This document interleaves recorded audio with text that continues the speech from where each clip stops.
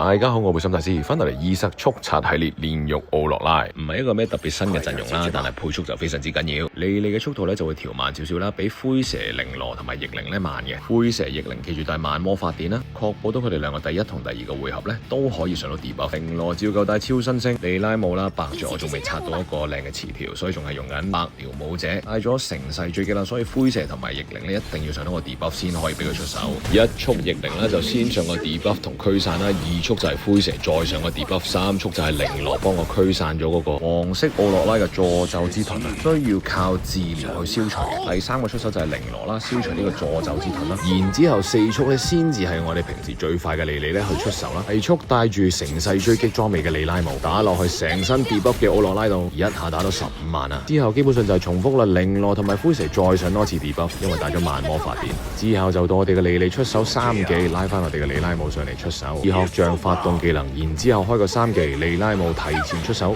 利拉姆俾佢拉翻上嚟提前出手啦。三技技能減少冷卻，重新出貨，一下打落去196000，奧洛拉得翻3分1血，就係咁簡單可以速刷到煉獄奧洛拉，59秒完成啦。同煉獄重救冰和同埋煉獄多奇一樣啦，都係100% 通關嘅，除咗快都係非常之穩嘅。希望可以幫你快啲用晒你嘅體力罐啊，喺呢個雙倍活動刷到你最想要嘅裝備。今期嘅速刷系列就完啦，記得 comment、like、subscribe 同 share 我 channel 啦，亦都打開你嘅小鈴鐺，有新片嘅時候就會通知你。下次見，拜拜。